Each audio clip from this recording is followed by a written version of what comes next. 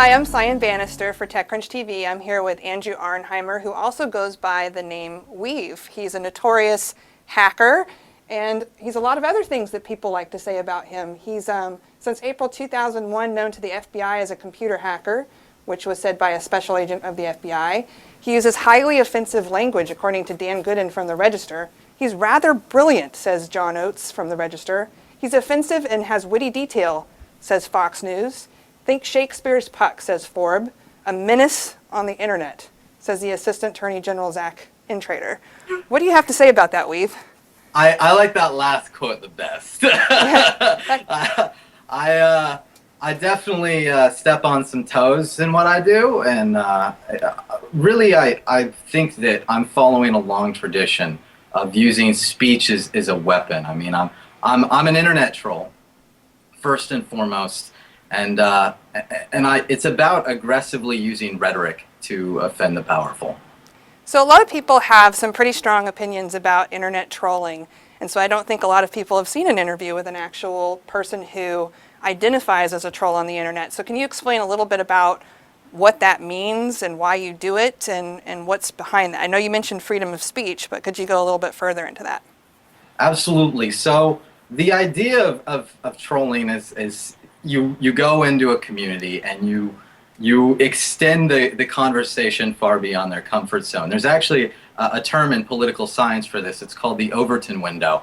The Overton window is the acceptable range of behaviors that someone in office may display. And trolling is about going outside the Overton window. I think that if you were to ask me who would be a great troll, I'd answer Zeno of Elea or Socrates or Brigham Young or Jesus.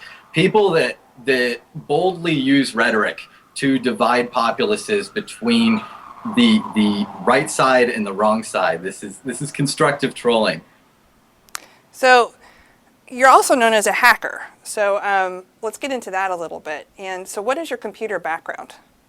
I learned assembly and then in C and Perl as a kid, and I mean, for a while I was what I think of as a hacker, is that I wrote exploits and I popped machines.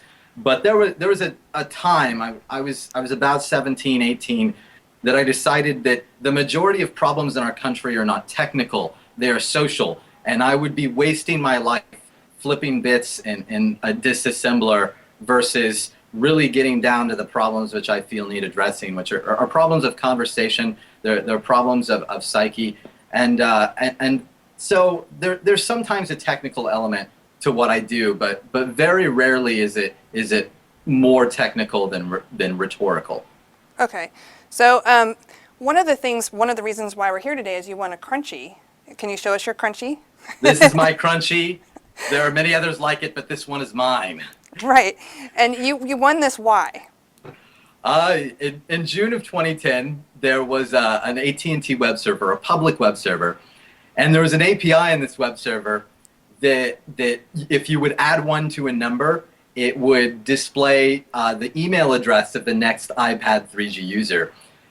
So AT&T at my federal criminal trial, they admitted we published this data, and they claim that they have the right to declare something that they publish on the open internet as unauthorized access after the fact, and have somebody thrown in prison because they're offended, because they're embarrassed, and somebody showed that they had no clothes. And that's I was convicted in November of 2 consecutive 5-year felonies for accessing a public web server, aggregating data from a public web server, and giving it to a journalist to commentate on AT&T's terrible infrastructure.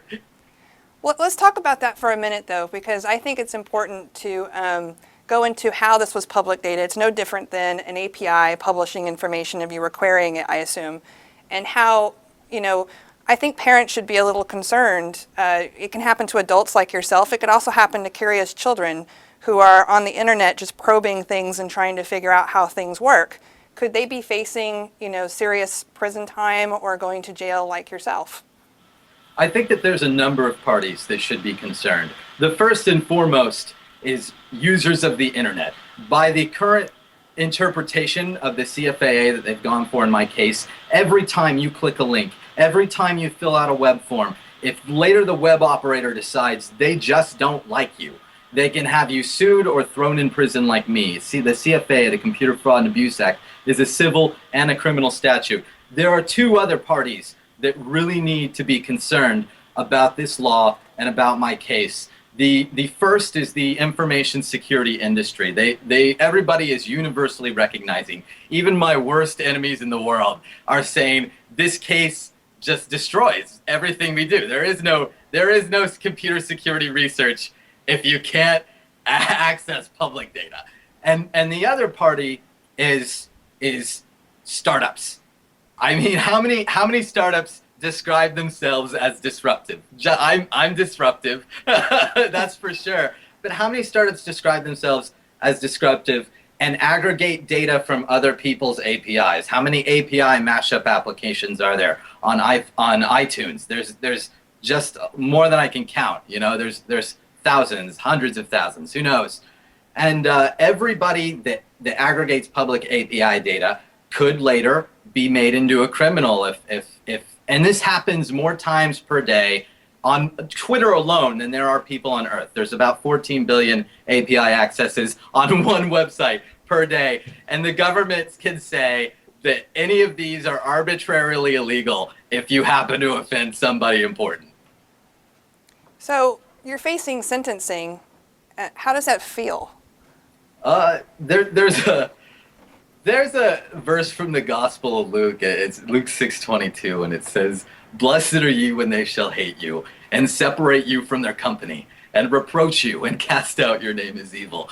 And I think it applies here is that to be persecuted for exercising my liberty does not make me feel bad or afraid. I think that my case really exposes that this is all a sham. The whole system of government we have, everybody realizes it now. And I think that the liberty-minded know that a war is coming and we have very, very little time to salvage this place.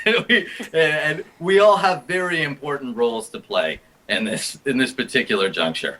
Well, I think you're very brave. I know a lot of lesser people, maybe even myself, might have fallen by now and admitted guilt and tried to get a lesser sentence. And so I commend you for fighting for all of our freedom. And I don't think a lot of people realize that's what you're doing. I'm fighting for my freedom first and foremost, but I'm a scrapper, and I would sooner die than kneel to the petty tyranny of thugs and criminals. So you plan on appealing the sentence, I assume? Yes, Okay. Indeed. And I know that you're raising money for a fund to defeat the Computer Fraud and Abuse Act. Can you tell us a little bit about that? The CFAA DefenseFund.com website, we have a great team. We have Oren Kerr that just joined, and he is the constitutional scholar for the Computer Fraud and Abuse Act. He's testified before Congress. You know, he literally wrote the book on it. When people read a book on the CFAA, they read Oren Kerr's book, and I know I have the rock star case for this. The case law is in my favor. This is potentially SCOTUS material. I am in the right, and God is on my side. And yeah, CFADefenseFund.com. Send some money if you use public APIs and make money from them. I'm here to make sure you can keep doing so. So you won this Crunchie on the internet from a blog post that Mike Arrington wrote. So you never really got a chance to give an acceptance speech. I was wondering if you could give us one now. Absolutely. I'm really thankful for this award, and I'm thankful most of all for the fact that the investors in Silicon Valley are so intensely liberty-minded. I've met more people in this community that care about our future as a nation.